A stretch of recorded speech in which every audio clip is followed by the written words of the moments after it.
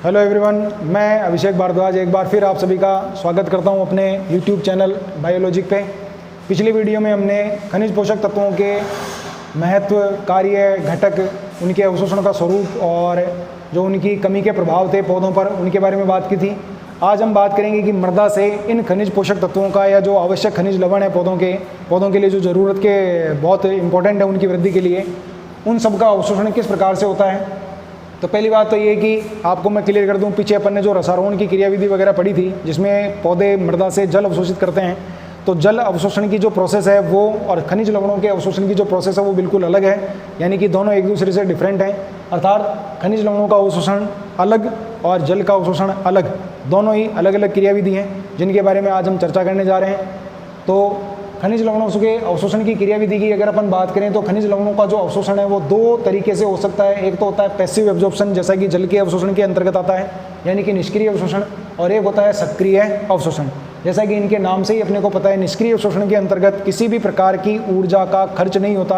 अर्थात यहाँ जो खनिज पोषक तत्व हैं सांद्रता प्रवणता या सांद्रता विभव के अकॉर्डिंग एंटर करते हैं कोशिकाओं में, और वहाँ से उनको जाइलम के थ्रू पौधे के विभिन्न भागों में सप्लाई करी जाती है और उनके द्वारा विभिन्न प्रकार के जो कार्य हैं वो पौधों के अंतर्गत संपन्न किए जाते हैं। तो सबसे पहले अपन बात करते हैं निष्क्रिय अवशोषण की। तो निष्क्रिय अवशोषण के अंतर्गत बहुत सारी अलग अलग वैज्ञानिकों ने कई विधियां बताई हैं, यानी कि कई जो मेथड हैं वो बताए हैं, जिसमें एक है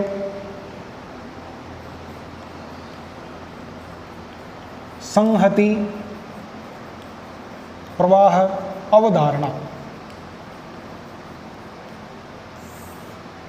संहति प्रवाह अवधारणा का सीधा सीधा मतलब ये है, यानी कि जो खनिज पोषक तत्व हैं वो बल्क में, यानी कि एक साथ सांद्रता प्रवणता के आधार पर मूल रोम कोशिकाओं के सतह पर अधिशोषित होते हैं, वहाँ से वो सेल के अंदर एंटर करते हैं, और जैसे ही वो एंटर करते हैं तो जल के साथ, यानी कि जल के साथ ही इनका अवशोषण कर लिया जाता है और जाइलम के थ्रू इनको पौधे के विभिन्न भागों में पहुंचाया जाता है। लेकिन बाद के अध्ययनों में पता लगा कि जल का अवशोषण और जो खनिज पोषक तत्वों का अवशोषण है ये दोनों बिल्कुल अलग अलग प्रक्रियाएं हैं, इसलिए वर्तमान में ये जो सिद्धांत है वो यहाँ मान्य नहीं है।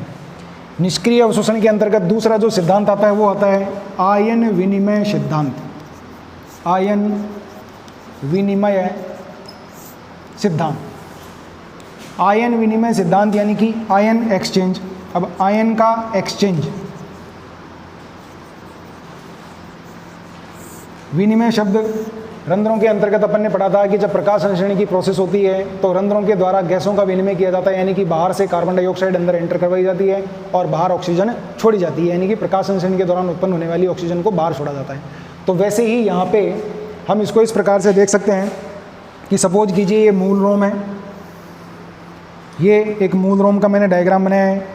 ये यहाँ मान लीजिए मृदा का कोई कण है, तो मृदा के कण पर कोई भी मान लीजिए पॉजिटिव आवेश और हो सकता है नेगेटिव आवेश ये यहाँ पर लगे हुए हैं। तो सपोज कीजिए पॉजिटिव आवेश यहाँ पर पोटेशियम है और मूल की जो सतह है, जो मूल की जो अधिशोषित सतह है वहाँ मान लीजिए हाइड्रोजन है।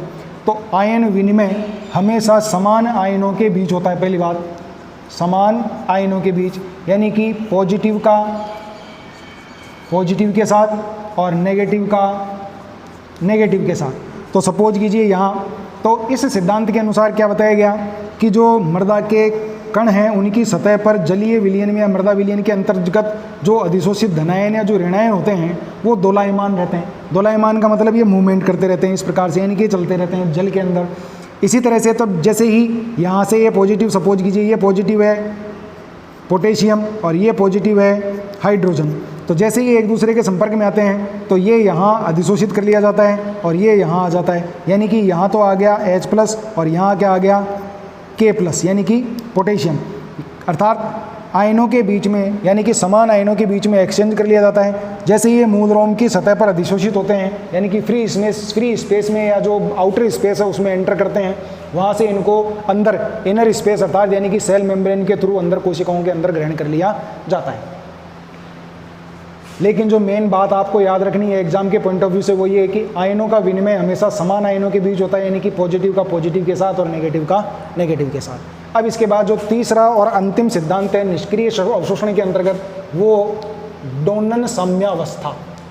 डोनन साम्यावस्था अर्थात डोनन इक्विलिब्रियम, अब डोनन इक्विलिब्रियम यानी कि डोनन साम्यावस्था के अंतर्गत क्या है कि डोनन एक वैज्ञानिक है F.G. डोनन, जिनके द्वारा ये प्रतिपादित की गई। इनके अनुसार क्या है कि कोई भी जो सेल है उसकी जो सेल मेम्ब्रेन है उसके आउटर साइड में और इनर साइड में आयनों की जो मात्रा है, यानी कि वहाँ आयनों का एक बैलेंस बना हुआ रहता है, और उस बैलेंस को ही यहाँ पर हमने क्या नाम दिया, साम्यावस्था।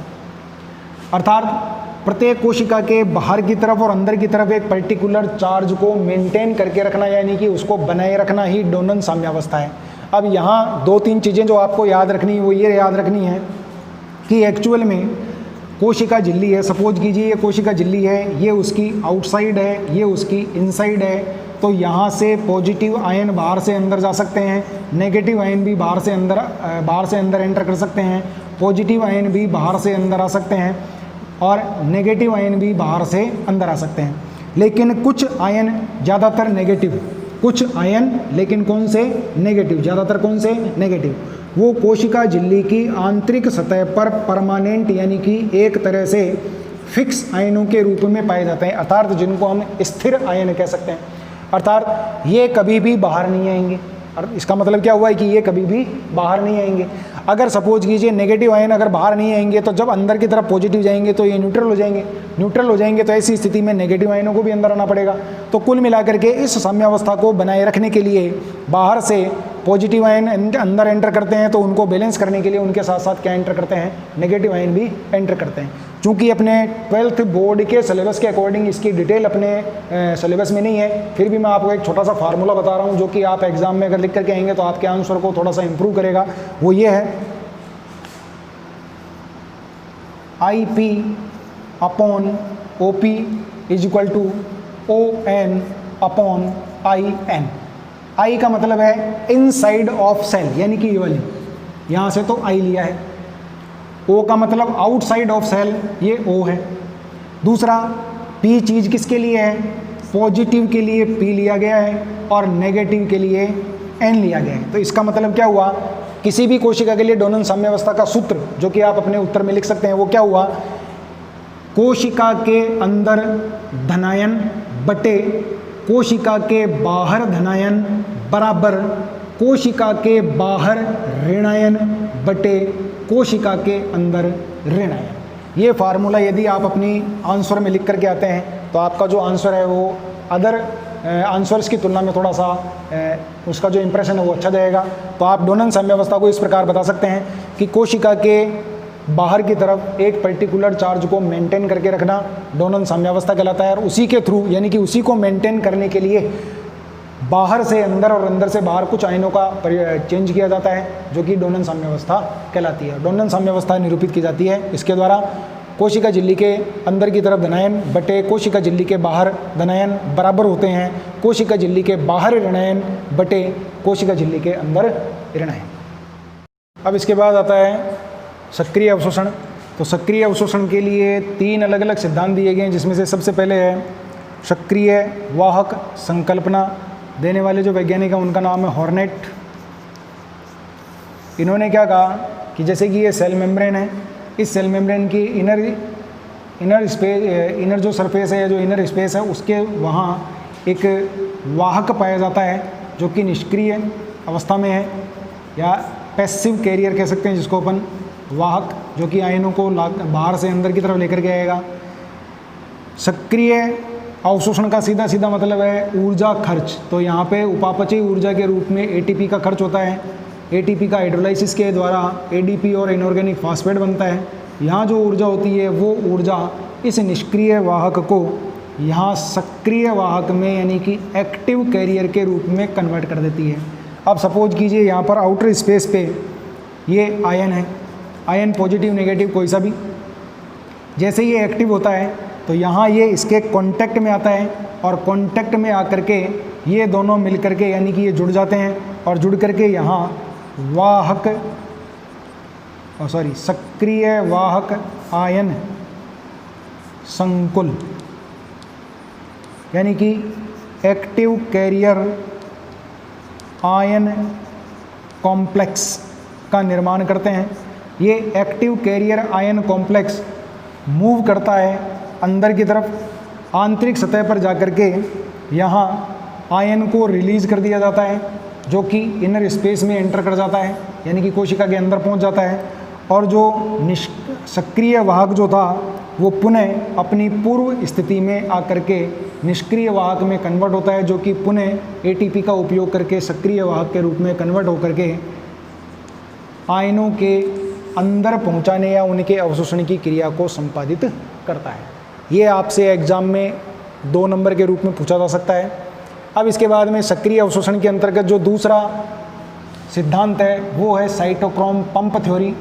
देने वाले जो वैज्ञानिक थे उनका नाम है लुंडेगार्थ, वह बर्थस्ट्रोम भी है, और कुछ किताबों में जैसे अपनी जो किताब है उसमें बर्थस्ट्रोम लिखा हुआ है, तो आप याद कर लेना। मेन तो लुंडेगार्थ है, ये आपको याद रखना है। इन्होंने क्या कहा कि जो पॉजिटिव आयन है यानी कि जो धनायन है उनका अवशोषण निष्क्रिय यानी कि पैसिवली होता है, अर्थात कोई एनर्जी खर्च नहीं होती, जबकि जो नेगेटिव आयन है यानी कि ऋणायन है उनका अवशोषण सक्रिय यानी कि एक्टिवली होता है, और उसके लिए ऊर्जा खर्च की जाती है इन फॉर्म ऑफ एटीपी। और उसको खर्च करने के लिए यहाँ पर जो काम करते हैं वो क्या काम करते हैं? साइटोक्रोम। साइटोक्रोम एक्चुअल में कॉपर कंटेनिंग कैरियर प्रोटीन है, जो कि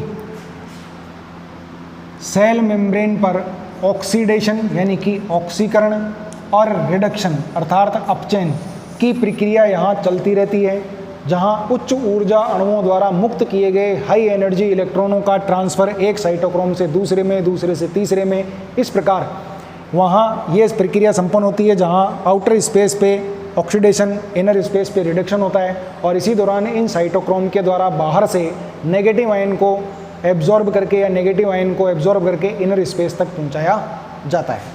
तो ये भी आपको एग्ज़ाम के पॉइंट ऑफ व्यू से इम्पॉर्टेंट है, जो कि याद रखनी है। तीसरा और जो अंतिम सिद्धांत जो अपने सिलेबस में दिया गया है वो है electrochemical gradient theory. Electrochemical gradient theory यानी कि वैद्युत रासायनिक विभव या प्रवणता सिद्धांत। ये देने वाले जो वैज्ञानिक थे पीटर माइकल या मिचेल, इसके लिए इनको नोबेल प्राइज़ भी मिला था। यहाँ क्या है कि ऑक्सीडेशन और रिडक्शन की प्रक्रिया के द्वारा जो इलेक्ट्रॉन्स हैं वो कोशिका झिल्ली के इनर और आउटर स्पेस पर पॉजिटिव आयन और नेगेटिव आयन के रूप में, यानी कि एक तरफ को एच आयन जो मूवमेंट है वो उनका ज़्यादा होता है, एक तरफ एच आयनों का मूवमेंट थोड़ा कम होता है। तो सेल के आउटर और इनर स्पेस में इस प्रकार का एक विभव उत्पन्न हो जाता है, जिसकी वजह से एटीपेज एंजाइम यानी कि जो एंजाइम है एटीपेज एंजाइम, उसकी सहायता से जो नेगेटिव आयंस हैं उनको बाहर से अंदर की तरफ एंटर करवाया जाता है, यानी कि एब्जॉर्ब करवाया जाता है। हालांकि वैद्युत रासायनिक विभव जो सिद्धांत है या जो वैद्युत रासायनिक प्रवणता जो सिद्धांत है पीटर मिचेल के द्वारा दिया हुआ, इसकी अपन फुल डिटेल में या पूरी की पूरी जो डिटेल है वो अपन प्रकाश संश्लेषण के दौरान जो इलेक्ट्रॉनों का जो सही प्रवाह या जो ऊर्जा की उत्पत्ति है किस प्रकार होती है उसके अंतर्गत भी पढ़ेंगे। क्योंकि यहाँ इस चैप्टर से अपने को यहाँ से बड़ा प्रश्न इस प्रकार का नहीं मिलने वाला है, इसलिए आपको केवल थोड़ा सा दिमाग में रखना है। जितना अपनी किताब में 2-3 लाइन दी हुई हैं वो आपके लिए मोर देन सफिशिएंट है। Thank you. इसके साथ अपना ये चैप्टर कंप्लीट होता है। नेक्स्ट वीडियो में नए चैप्टर के साथ मिलेंगे।